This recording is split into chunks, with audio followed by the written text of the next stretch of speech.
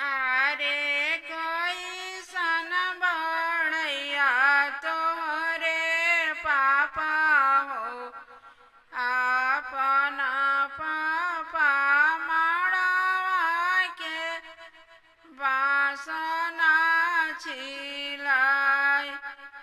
आरे कैसन बड़ैया तोहरे चाचा हो अपन चाचा मड़वा के बासना छिलाई।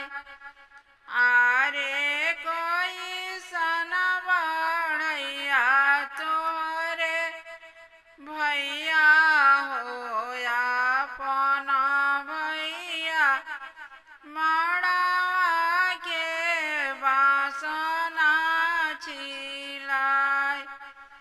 मड़ पूजे चलेली बेटी हो कौन बेटी के सिया गईले अजुराई।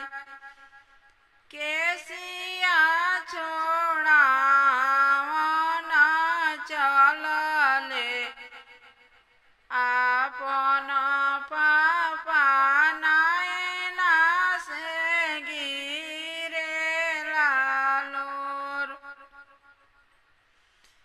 केसिया छोड़ावन